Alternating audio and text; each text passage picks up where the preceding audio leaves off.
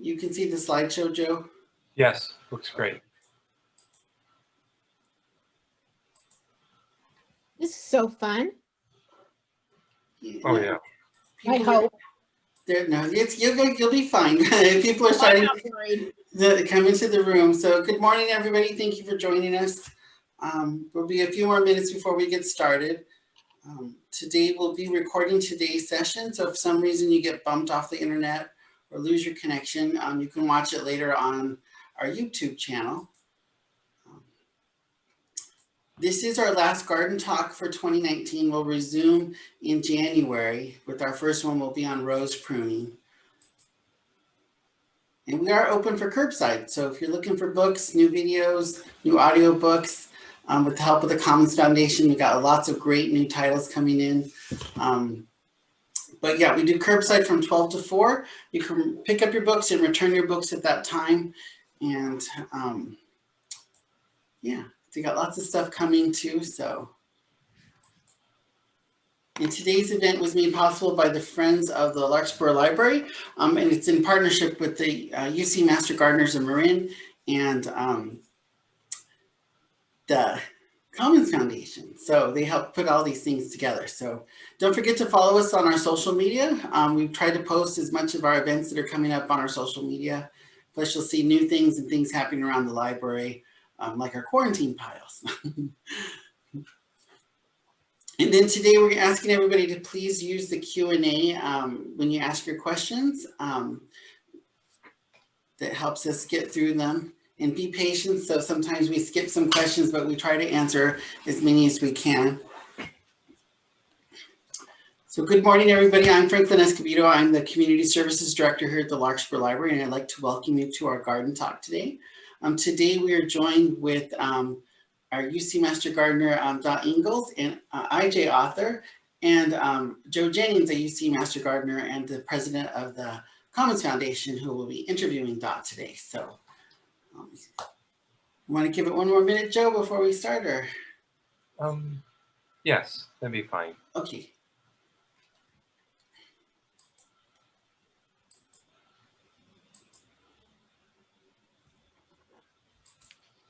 And again, we are recording today's event. So if for some reason you do lose your internet, you can watch it later today. And I will send up a follow-up email with a survey from the Master Gardeners, as well as links to things that we talk about today. So keep your eye out for that. And it will have a link to the recording as well. So.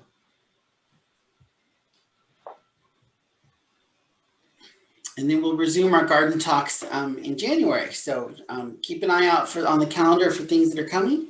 We're going to slow down our programming for November and December since it's holiday months and there's lots of vacations coming. So, okay, I'm going to stop the share screen.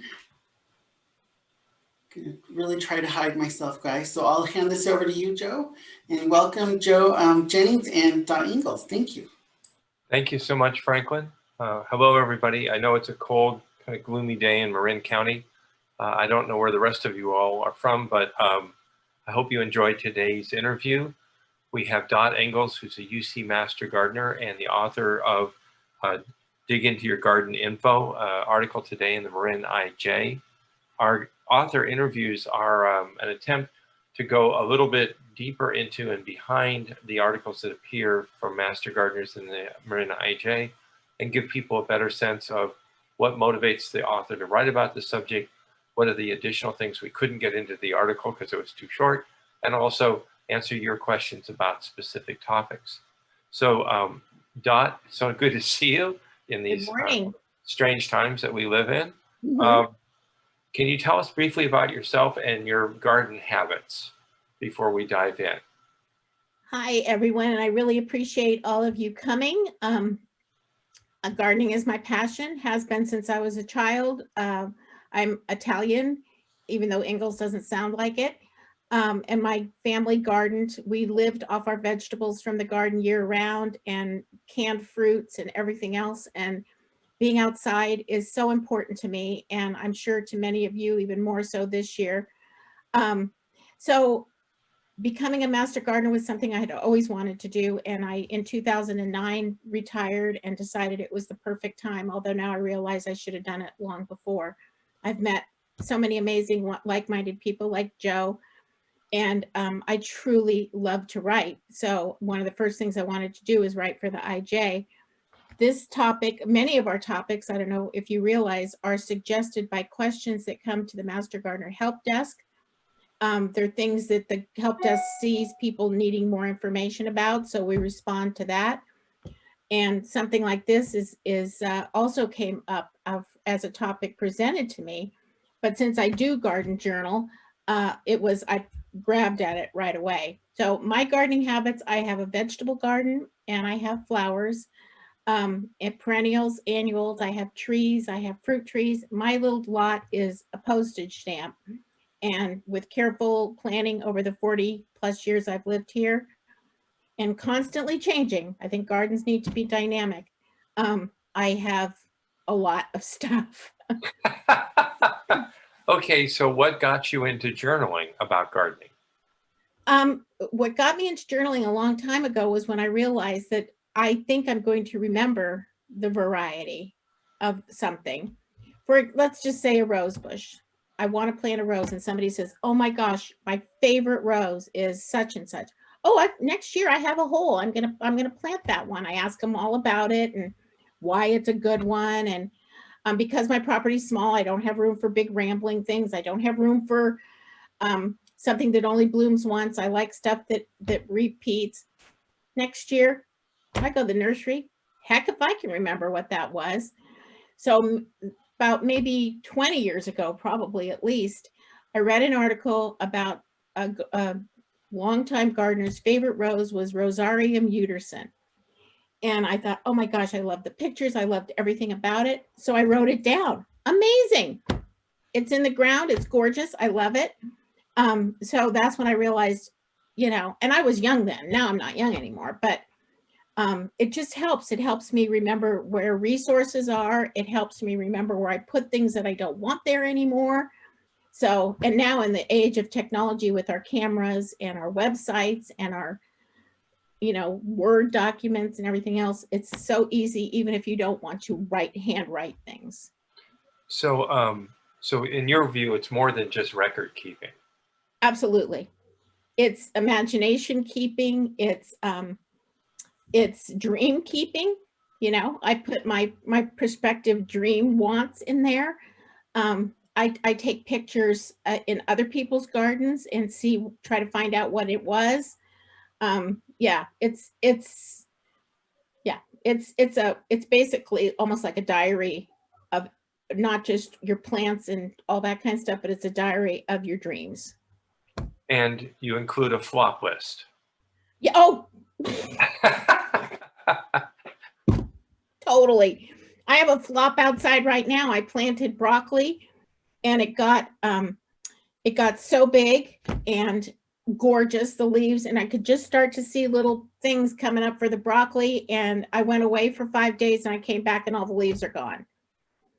So, now that I know that's a flop, I put a hoop over it and I've got screening over it and hopefully they'll forgive me and try to put leaves out there again. So, oh yeah, no, and I put things in the wrong place. In my article today, you saw a picture of a part of my yard that I love this plant called scabiosa, which is pincushion flower. I love them. They come in many colors. I love them in vases in my house. I don't know what I was thinking, but I planted them towards the front and then I planted all these other wonderful things behind them. You can't see them. I put up your photo. It's not mine. It's the next one, I think. There. That's my little puttering shed. Go back up a little bit, Joe. There it is. That's part of my yard. And you can see that I've got things way out of proportion. And that just drives me nuts. I have a design life. I used to have a small interior design business and took coursework in it. And garden design is important to me. So I like to mix all my colors. I like to mix all my heights. I like it to be so visually interesting. That did not happen this year. So a bunch of that stuff some of it's annuals will get dug up and then they'll do this picture here was put in the article by somebody else. And I'm sure they were just wanted to note where they put things. Right. Yeah, I don't know what that one was about. So then, Dot, you mentioned, and this sort of caught my eye, that you also keep track of microclimates. I do. It's extremely important. Again, my lot is small, but I have a portion at the back of my house that's sunny, gets morning sun and afternoon shade as the sun starts to move around. I have trees that there's shade underneath, but literally right outside the drip line, which is where the leaves end, it's scorching. I'm constantly having to do that, and then I have to pay real good attention to where the gophers, and because I garden organically, I don't want poison in my yard, even in the gopher holes, although I would love to. So I'm constantly realizing where things cannot go. Like this year, I got in a sunflower mood. So I bet I planted 10 sunflowers. When they all disappeared down the gopher holes, even though they were in different places in my yard, I finally put some out in my vegetable bin, so at least had sunflowers. But the microclimates, yes, there's places I get more wind. There's places that get sun all day long, and that's part of the reason I kind of separate my vegetables from my flowers, is because the vegetables always want sun.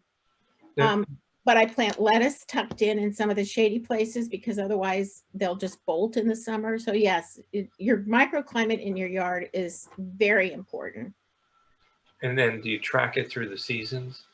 I do. And I pretty much, like I said, I've been here 40 years, so I pretty much know. A couple of weeks ago, I noticed that the sun was moving, and sure enough, you have to know, part of the reason you need to know these little microclimates is because you're not going to want to put a sun-loving plant in a place that gets too much shade. You'll end up with pests and things like mildew and stuff, because they're not getting the amount of sun that they want, so they're not a thriving plant. So yes, I am so aware all the time about what's happening, and I move things around. And thanks to Joe, in a lecture he gave years ago on vegetable gardening, I tend to hang on to things forever. I keep thinking, oh, one more tomato will come, one more. And he said, this time of year, they don't taste that good anyway. Dig it up and plant for winter. Okay.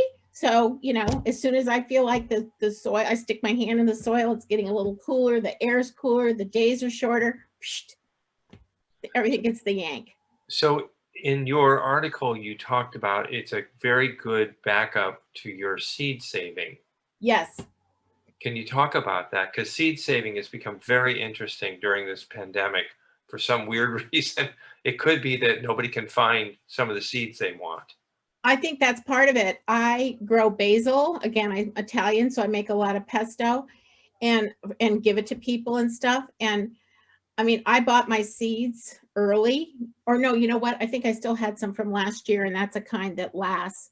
But I can't tell you how many people, I planted a ton of it and shared plants. Nobody could find basil seeds this year. Right. So right now it's all out there, gone to seed, and I'm going to collect a bunch of it. Yes, journaling is really important for that, because I'm notorious for collecting the seeds, and some of them I know. There's a marigold called Harlequin that I absolutely love, and sometimes I can find it and sometimes I can't. So I save the seed myself, and I know those seeds. But little tiny seeds of some things, I put them in a bag and I just throw them in my little shed. What the heck was it? Right. So, I'm notorious. Like I said, I'm real organized usually, but I'm a fly by the seat of my pants. I think I wrote in my article sometimes with the gardening. It's like, oh, I won't forget. Then next year I got this, 2 little packages of little seeds. But I wrote an article about seed saving a while back, and people are really starting to enjoy and see the value of it, especially if you have something that was wildly successful in your yard. Right. And with journaling, you can also note from year to year that same variety, the ebb and flow, Yes, absolutely. Now, I don't know about all of you or you, Joe, but this was not a really good tomato year for me, and I'm not quite sure why. I mean, I'm a good tomato grower, and I plant like 8 or 9 of them. And this year just wasn't my year, and yet I have friends who have had bumper years. They live in a completely different microclimate from me. They live out, I live in central Santa Fe, close to San Anselmo. They live out in more temperate Peacock Gap area. So we had a lot of either really cold where I am or blazing hot. I think the temperate might have been better for them. I don't know. This is just guesses because everybody asks me, which I'm sure Joe or many of you know, if you're a gardener, people have questions, and I would love to answer all of them, but a lot of them is just like, heck if I know why this was a good year and that was not. That's just my guess. Well, it's interesting with a journal, you can, I have a particular interest in tomatoes, like you. Yes. And basil for that matter, but you can keep track of, you know, this year with a lot of smoke and a lot of ash. To my surprise, some of the heirlooms did remarkably well, but I had to wash off the leaves and the fruit. So I wrote that all down because this fire season tomato growing was way more challenging than in the past. It was very interesting. On the other hand, kale grew like gangbusters. I don't know what that was about. I have giant monster kale plants. So about flop lists. Is it? Sadly, it's a long one. Right, but is the journal catching the variety that didn't work this year, or maybe the conditions that caused it not to work?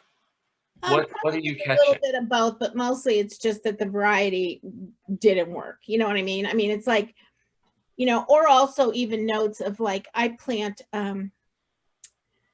milkweed. So I got kind of into, oh, I want, you know, because I have my garden is all designed for pollinators, and I'm a hummingbird freak. So it's all designed for all of them. So I thought, oh, I'll put more milkweed. Well, I discovered really early on that you got to be careful with it because it can be invasive. Right. So I dug up all the kinds that are invasive and just plant. There's 1 or 2 that are good, and when they do, they easily reseed. They freely reseed, but they're easy to pull up. So I made a note of what the little plants, I will picture at first. Now I'm so used to them, but early on it was like, well, which one is the one I should be pulling up? I mean, I plant other things that reseed, but then you don't always know when the little plant comes up what it's supposed to look like. So that's part of the flop thing, is that I have pulled up things that I should have never pulled up. And then I have not pulled up things that should have been pulled up. And by that time they'll make, you know, one of my favorite gardening no's was oxalis. When I first bought this house, the backyard wasn't landscaped, and it was full of the beautiful spring oxalis with the yellow flowers. And I thought it was gorgeous. And one of my uncles, who's a farmer, came over and said, oh no, you know, like basically what he says is, you got cancer. Right. And I'll tell you, to this day, the minute I see it, still comes up sometimes. I'm sure some of it is distributed. I live by some open space, but you know, it helps you know what flop to not do again. I have some irises that never have done well, and now I know not to put them there. You know, that kind of stuff. I make a note. This is not a good place. I dig it up, move it around. So it helps me also because people, which Joe can attest to, want to know. That's what master gardeners are eager to share what they know. But the only way they can know that is sometimes by paying attention to their own flops. So in the flop category, there's the ever popular, you planted irises too close to the walkway and they're tall. Yes, that one too. Be back against the fence. So flop can be not that the plant's wrong, it's that it's in the wrong place. Exactly. And you know what's a big one now, Joe, on this is succulents. People love succulents. And I never dreamt, but when I was younger, a succulent basically was a cactus, and I call them mean plants. They all have bing, bing, bing. Well, I planted an aloe too close to the walkway. And when you walk by, it catches on your clothes, it catches on your bare legs, you know, I mean, it just, and Right. I mean, it's gorgeous. So I dug it up and moved it. I moved Right. it back, and now, I mean, it's huge. It's in a better place. It's happier. It's not constantly getting, you know, damaged. That was a flop. I realized it was a flop, and I moved it back to somewhere so it can be enjoyed. But a lot of people plant all these gorgeous things in these little tiny pots. And then even succulents, I mean, they get huge, but you got to watch where you, because they can be damaged, or they can intrude, and especially the ones that have prickles on them and stuff. No.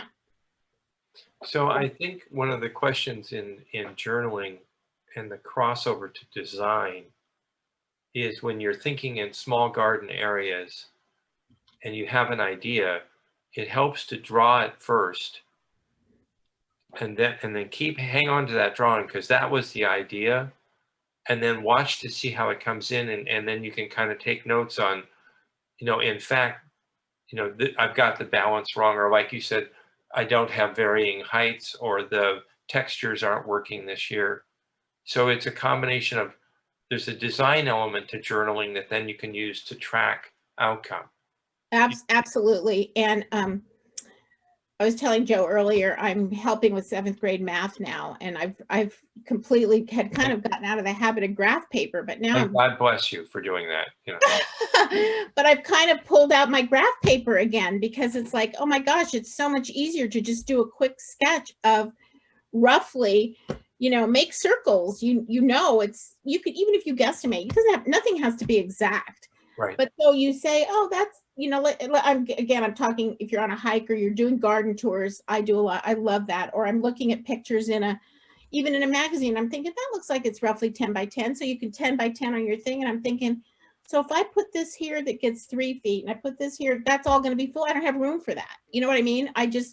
Making notes of that kind of stuff helps a lot. And really, really, really reading the tag. If it says it's going to get 4 feet by 3 feet in full sun, there's a pretty good shot that it will. I have a funny side story. I panicked at the beginning of March when the pandemic was starting. So I ran to Westside Nursery and bought sunflower seeds without looking at them very carefully. Well, I bought the 12-foot tall mammoths. And so I put them in the ground and sort of forgot about it. And week after week, they kept growing and growing. It was like Jack and the Beanstalk. And finally I had to say, okay, what? And I had the tag and I had written it down and when it went in. And then I finally actually read the seed packet. And I said, oh my gosh, I've planted 12-foot tall sunflowers everywhere. Nothing will see the sun. So I had to take everything out. You take if you kept the packet, or you make a little note, my little notes, and I'll say, never again plant this.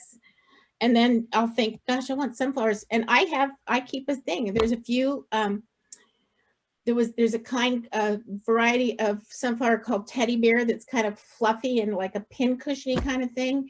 I really like it. So, I mean, I made a note the year that I loved it. So next year I made sure I got a teddy bear, the Harlequin. That's how I started with the Harlequin marigold. I loved it so much. And then the next year it was like, what's the one with the stripes? So I happened to be at Annie's Annuals, which is where I had bought it. And I said, you know, it's the marigold with the little stripes. And it took 3 people to remember which one it was. If I'd written it down, I wouldn't have even had to ask anybody, you know, if you know what you like. And then I was telling Joe earlier that the tags, the ubiquitous tags, the tags are everywhere. They serve a good purpose. I stick them in the ground. Where the heck did they go?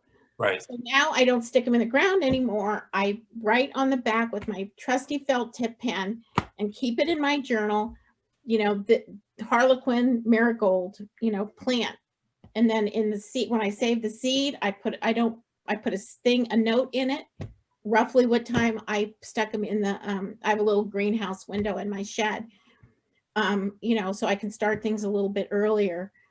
Yeah, it doesn't have to be fancy. Mine is not fancy. It's very simple, but it's just so much easier than trying to rack your brains or trying to remember.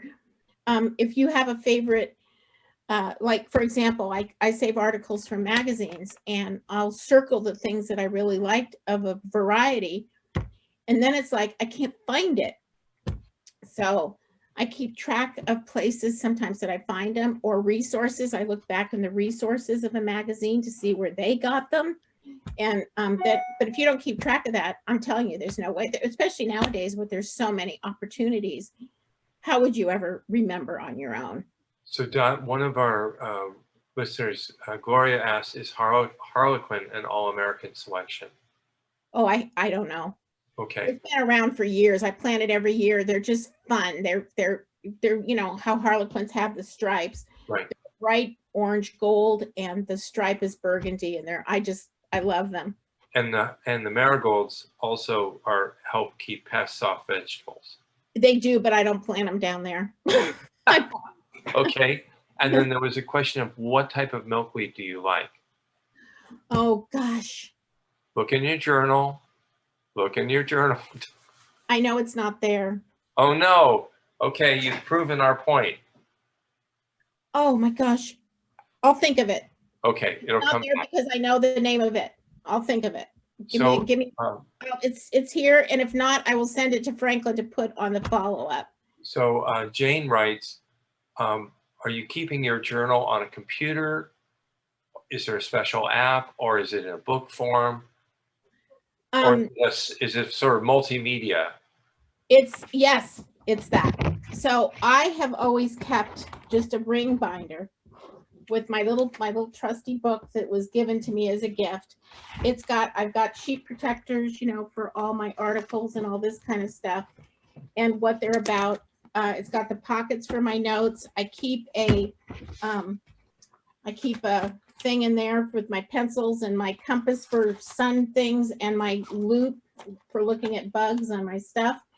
I have pencils. I keep everything handy because if it involves an extra step, there's a good chance I won't do it. But that being said, all my pictures are in my computer, and you know, I take pictures and then I keep a picture file of all Master Gardener. I put everything in there for articles and all that kind of stuff, but those kind of things, and then I label them for what they are.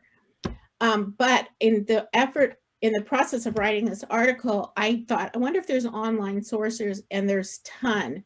Right. Just Google garden journaling, and there's all kind of templates if that works better for you. My secret to it is do whatever is the easiest, because it's supposed to, I mean, it should be fun. It's also fun. Thank you, Joe.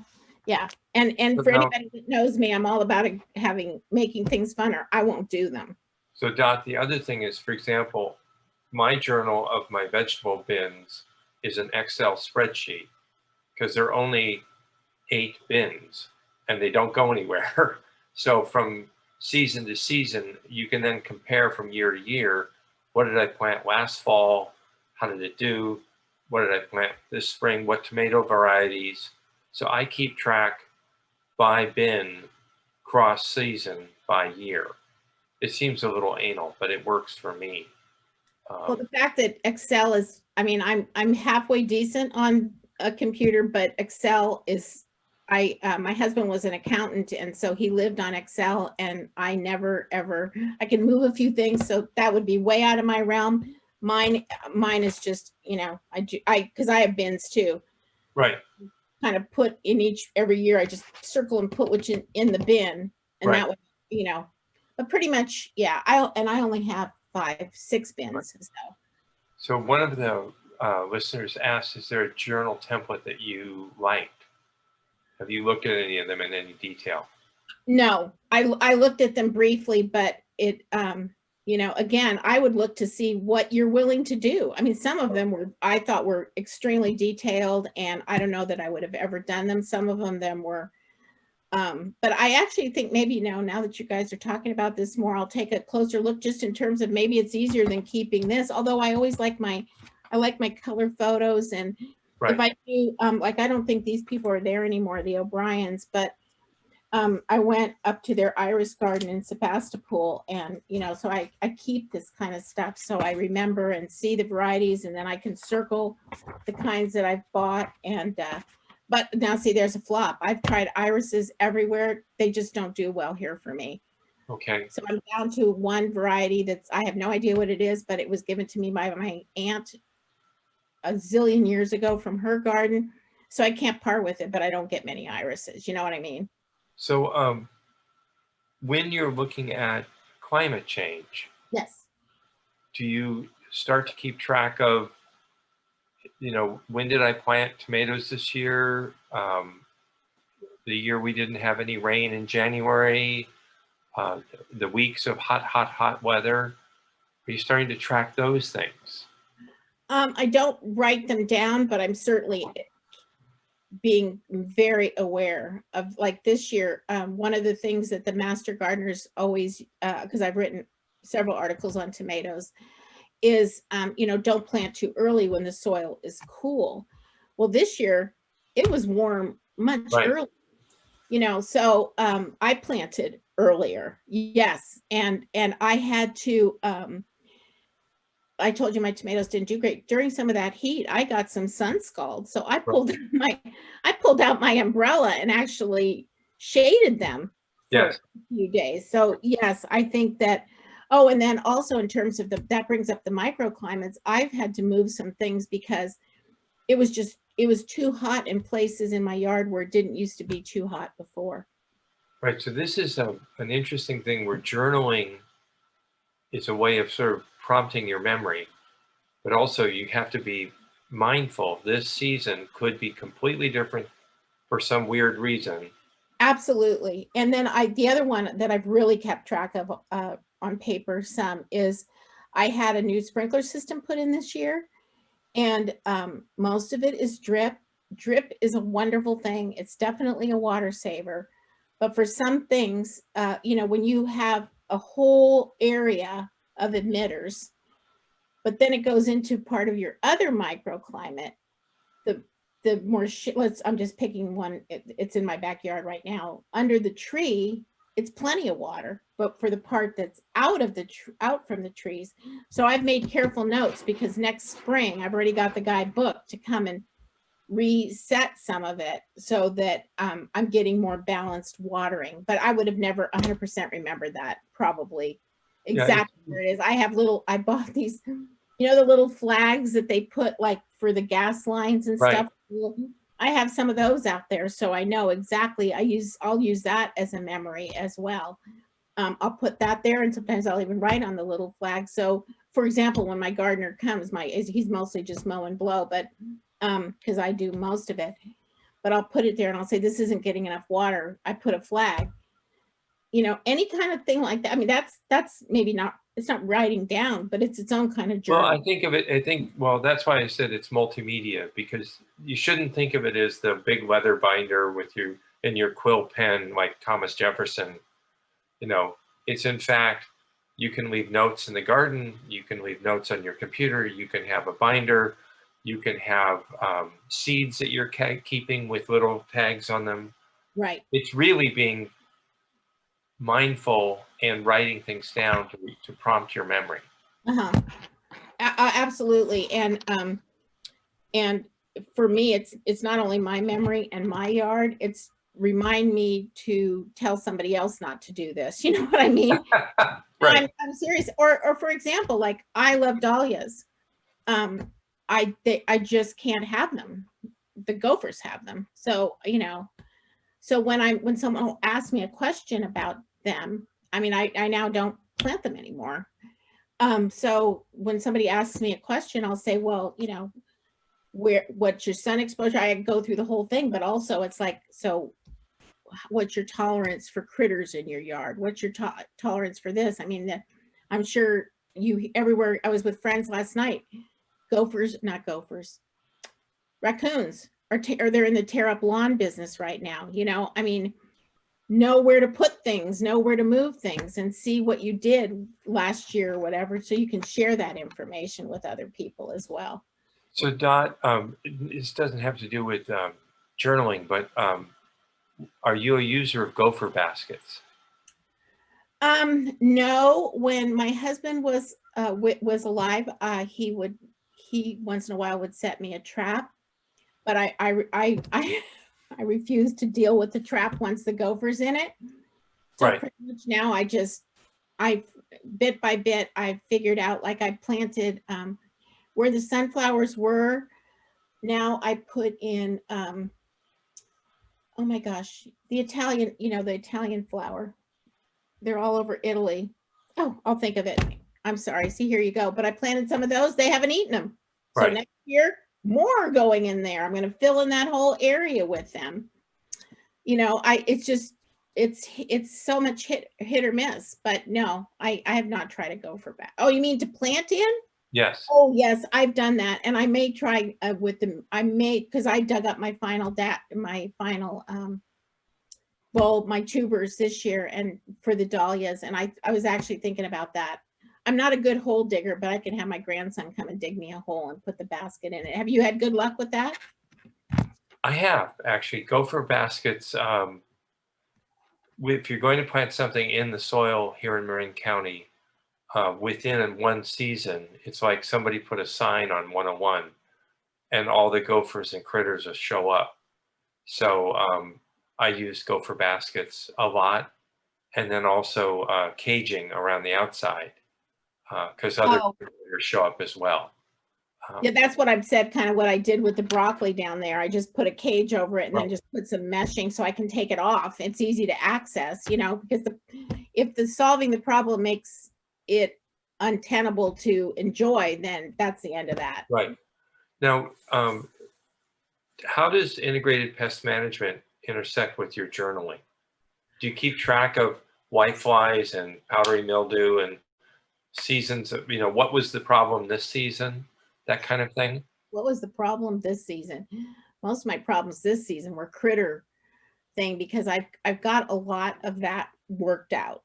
Right. But historically, absolutely, especially with powdery mildew.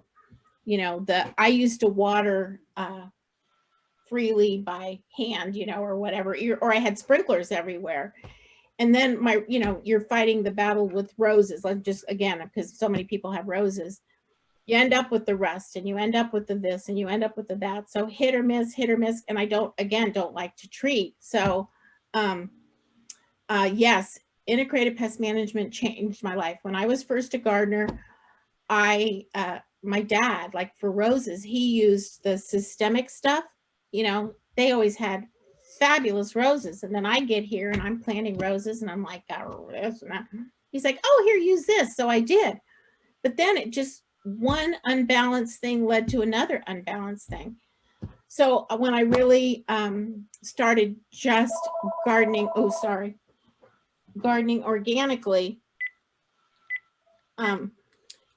I didn't do any of that kind of stuff anymore. I got into the soil and I did a lot of studying and reading, and I paid attention. Like you said, I did know what I did, but it took a year or two. So for anybody who's thinking about doing it, for the balance to come.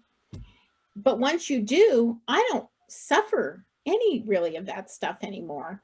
But it just takes a lot of paying attention. But I hardly ever get mildew. I don't I water. The sprinklers are, the sprinklers used to go on at the end of the day. Now they go on at like 5 in the morning. So the air starts getting drier. There's air circulation, all that kind of stuff. That's all IPM and the principles of it. And absolutely critical to me. The other thing in IPM is if you have been keeping track of your garden over the years, and then we get really unusual weather, like the heat waves we had this summer, you can kind of quickly look in your journal and say, nope, this is extraordinary. Maybe I do need to up the water, or maybe I do need to bring an umbrella into the garden to protect the plants at the end of the day. It kind of validates your hunch that this is not normal.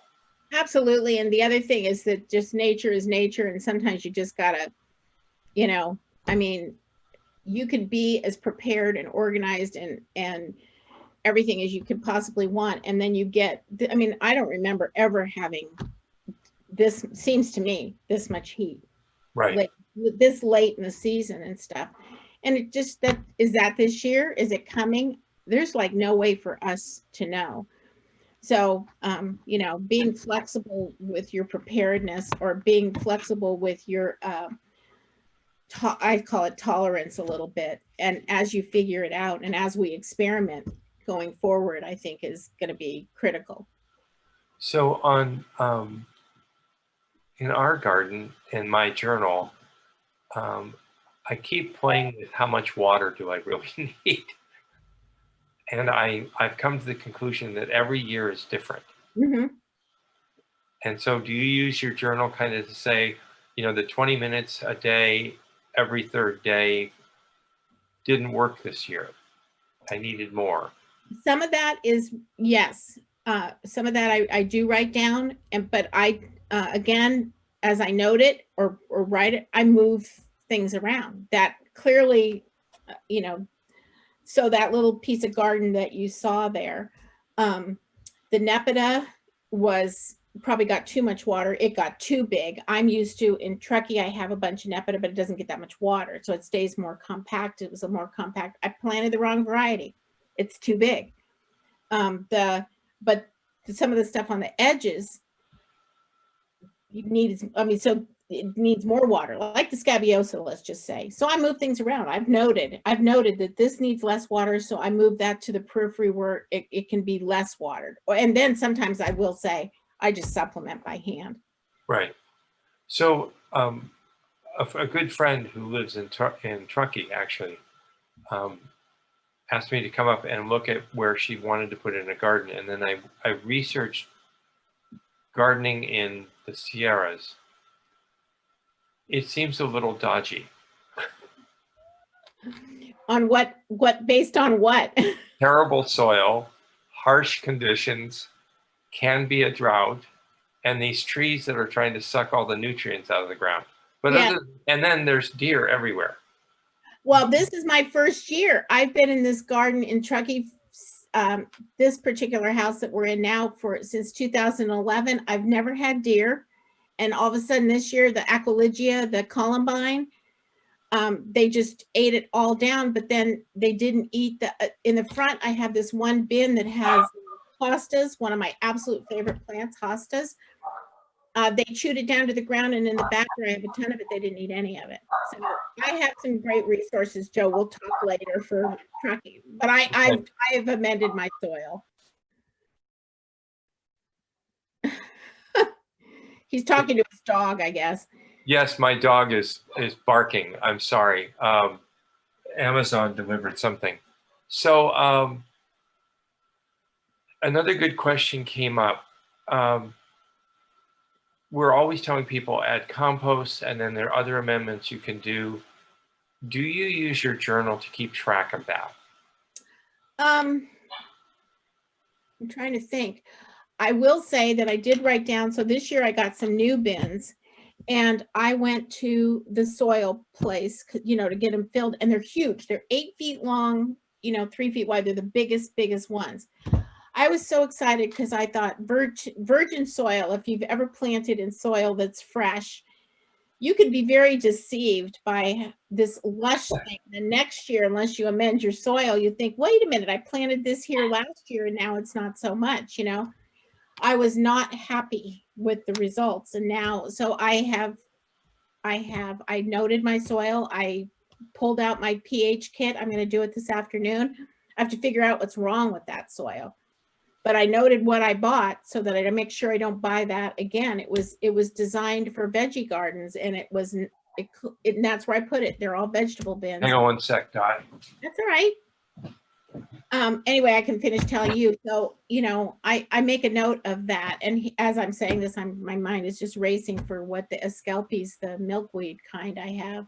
Little tiny purple flowers. We just urge people, if you're, you know, we keep telling people, you know, compost, compost, compost, but I try to keep track of what did I buy, how much did I put out into the bins and into the garden, and then did I need to amend the soil further?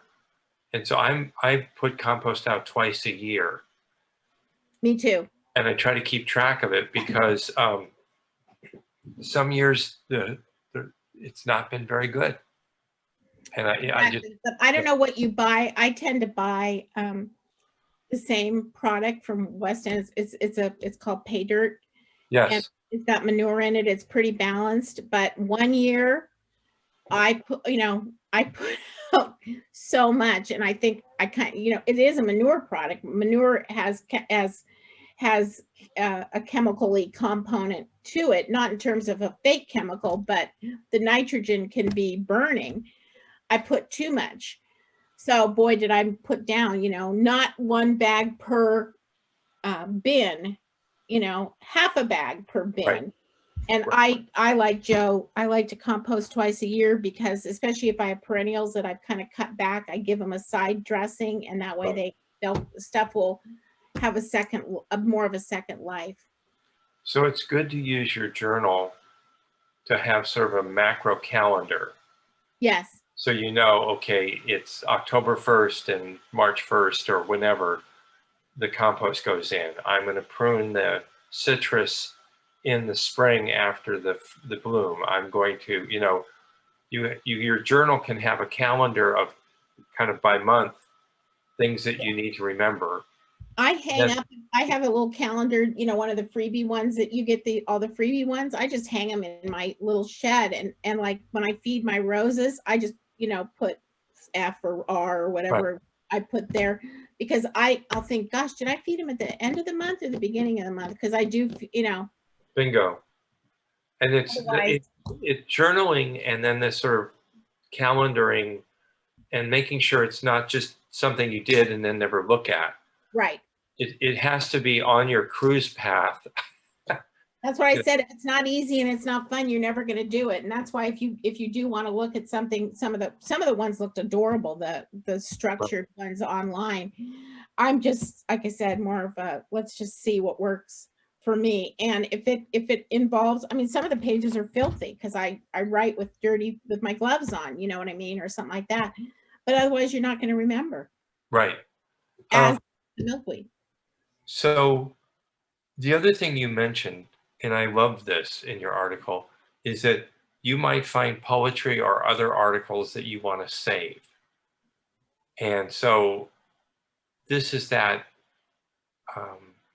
creating a space to dream and remember things.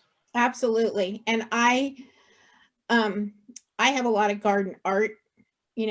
When I was a kid and we used to go to Redwood City to see my old Italian relatives, and they had gnomes in the yard and all this stuff. And I would think, oh my God, this is pathetic. Well, I don't have gnomes or some of that stuff, but I have gorgeous rusted. I love rust. But in my bathroom downstairs, I have a sign that says a garden is a friend you can visit anytime. I have, things that inspire me, vistas, gardens, all that kind of stuff. It brings poetry and it makes your garden live for you. And I keep all that kind of stuff. It's someone gave me a beautiful sign. It's all this thing about summer. I forget who the poet was. It's downstairs, but it ends in terms of like everything has its time to live and its time to die. And sometimes when I'm outside, it's like, yes, even out here, it has its time to live, it has its time to thrive, and it has its time to say bye-bye. Now, Dot, that could be Ecclesiastes. It could be. Well, that, yes, but I'm saying, oh no, this was a poet. She wrote, it was about a summer day. All right. Anyway, summer leaves and everything too, but yes, Ecclesiastes for everything has a season unto heaven. But, it's any of that kind of stuff that teaches us patience or inspires us to spend time with our garden or spend time in any kind of nature is so important to me. It's goodness. So if we pull the camera all the way back and Yes. you're a beginning gardener, okay, and you're just getting started, yes, you would say, find yourself a 3-ring spiral notebook that can get dirty. And what is it you start writing down? Where do you start?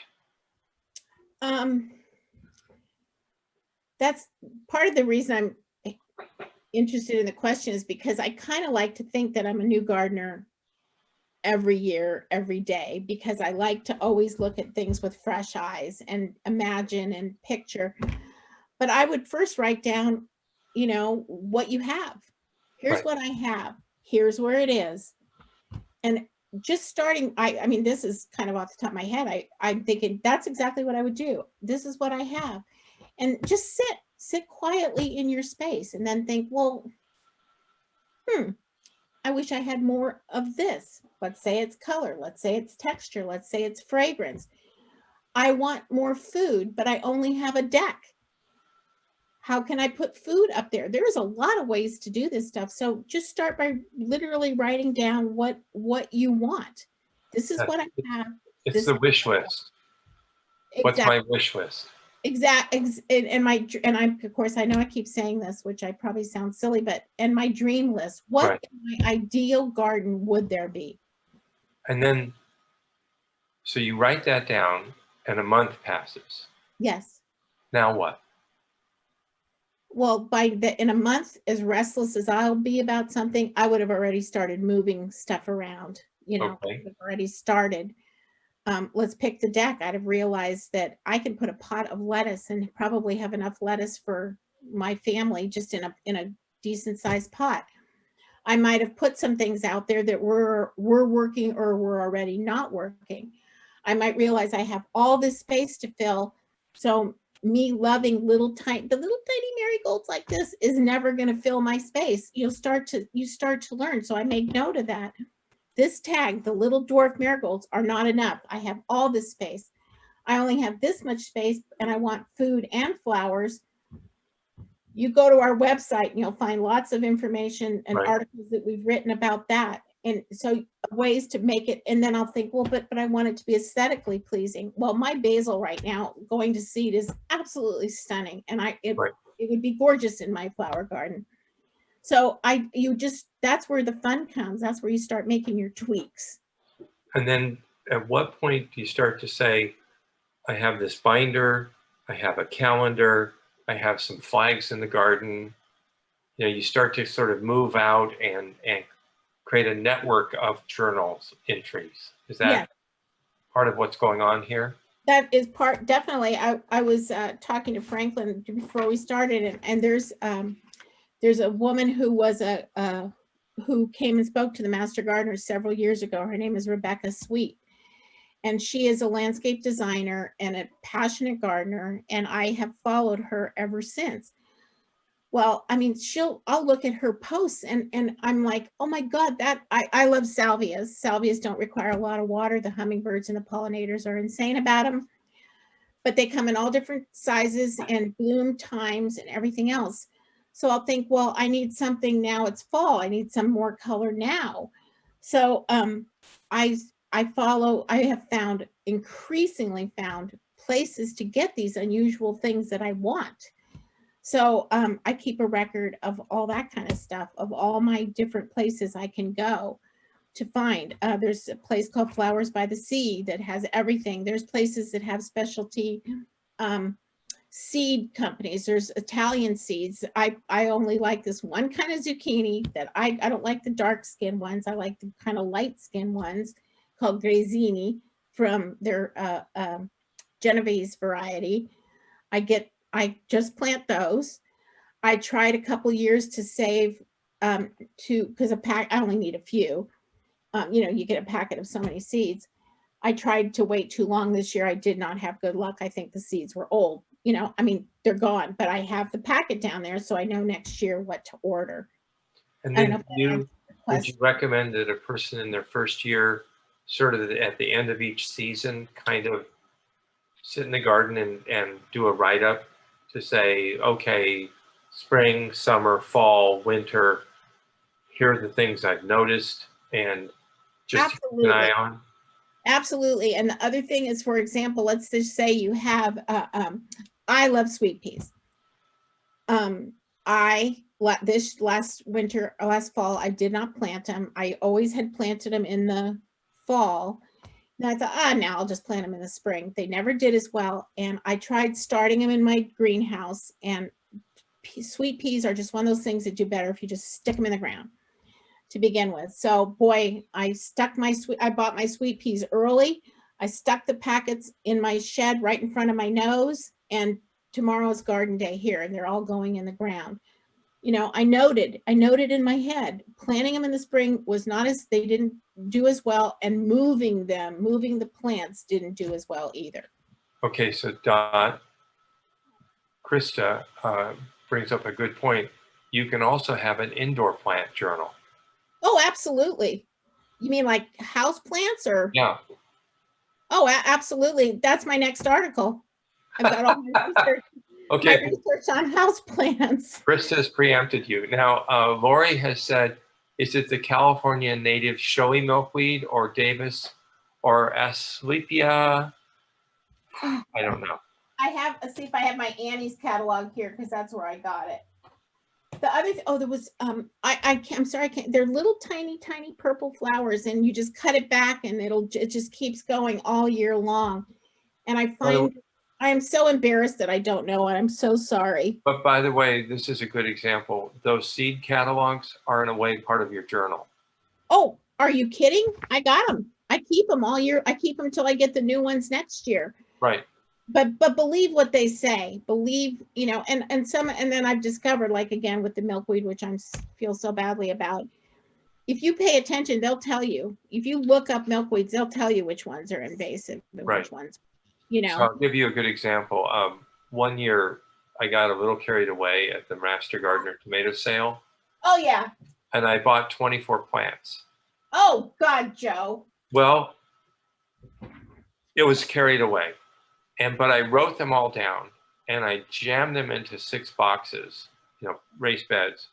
And it was a jungle. It was the most fun I've ever had. We were giving away boxes of tomatoes, but it also lets you see how these plants grow among each other. It was exactly the wrong thing to do from a maximize an individual plant standpoint. But from having a really wild ass garden for one year, it was great. Yeah, I do know that is one thing I absolutely know, because I have stuff. My very, very favorite tomato, which the Master Gardeners grow, is Oaxacan Jewel. Oh yes. Not very prolific for me, but even if I only get 10 tomatoes in the year, it's worth every bite. And I don't. Cherokee Purple's right there with it. And Cherokee and Paul Robeson. Good luck with. So I plant that one every year. But, you know, I've noted there's a few that I've planted that I like, the green ones, this green zebra. I just don't like them. No. So I know not to plant those anymore. But I guess mostly I just want to emphasize that that I keep track a lot for my own good, but also I do it so I'm constantly inspired. Right. To look further. There's so much, and every year there's new things, and you know, it's like it just keeps us engaged with our nature and with our homes and with our gardens. And to me, that's like, if you didn't believe it before, you must believe it now, with the way, you know, we've been home. And I mean, I take my stuff outside. My dog and I read outside. I mean, I have a water feature, which I tell everybody you need to, you know, it's just as my yard's small, I have a small little fountain, but you know, anything that inspires you to be outside. And when you're out there, keep your eyes open and keep your nose open and everything, and just be, I could sit and watch those bees. The other day, what was it that they were? Oh, the scabiosa. There was 3 different kinds of bees, and the scabiosa flowers, if you don't know what they are, this is a white one. They're small. There was 3 different kinds of bees on a scabiosa. That's crazy. I just loved it. I sat there and stared at it forever. I know you guys are all going to think I'm crazy, but. So Todd, yes. Last question. Yes. I think also journaling is a key component of trying to have a pollinator garden.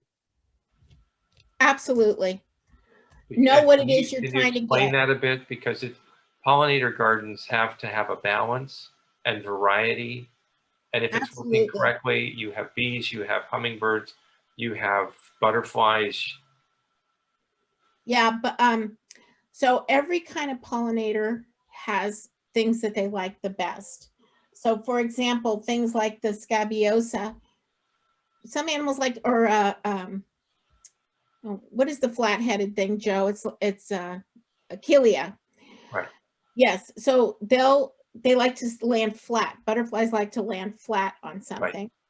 So other things like to be able to put their noses in it. You know, hummingbirds. Those are mostly the hummingbirds. Some bees like to crawl into the center of things and gather the pollen. Some like to go into the center of some of these beautiful flowers that I have here. It's so you'll again just look, and you're not just looking for honeybees. I mean, those are the ones we all know, but what we don't know is that most people don't know. I shouldn't say we don't all know. There's a zillion different kinds of bees out there, and they're all fabulous, and they're not there to sting you. I mean, they're all there. I stick my hands in them all the time. They don't care. They're not interested in me. I am not a pollinator. But color, if you like color. If you don't like color, I mean, some people like a more quiet white garden or whatever. But even then, you plant sizes, you plant shapes, you try to plan. A butylon is a plant that goes through the whole winter. So my hummingbirds, I planted those so that they would have something for the whole winter, because I don't put a feeder out. I want them to be fed in the garden. Then I just prune it in the spring when other stuff is coming out. You know, anyway, you'll start to fuchsias, you'll start to learn what it is, all these things like, and just read about them. Read as you think, oh, I like that. You ask somebody when you're somewhere, don't hesitate to ask. I ask gardeners all the time, my gosh, that's just beautiful. What is it? Then I come home and make a note of it and look it up. Maybe it's good for me, maybe it's not. So Dot, you have been wonderful. Oh, thank you. Thank you so much. Franklin, thank you so much. I think, Franklin, are you going to send out a survey? Yeah, I'll send out the survey afterwards, and then I forgot to do the poll for today. So. and then Don, if someone wants to find your today's article or your past articles, do they go to the Master Gardener website? Yeah, today's won't be on there yet, but you can go to the IJ and find it. Yes. Or and then our website, our Master Gardener website, has all of the Master Gardener articles, and if you just search the topic, you'll find it. We're limited to 600 words, but I think we do an amazing job. I mean, this topic, 600 words, was okay. Some scientific things like pollinators, we have great articles on pollinators and stuff like that. I'm telling you, you'll be thrilled. So thank you, Dot Ingles. Thank you. Thank you, Franklin. Sorry about the milkweed, but when I think of it, I'll let Franklin know. Milkweed coming. Okay, milkweed coming. All right, thanks, Franklin. Thank you, guys. You guys have a great weekend. Have a great day. Spend time in your yard. Bye-bye. Bye, everybody. Thank you.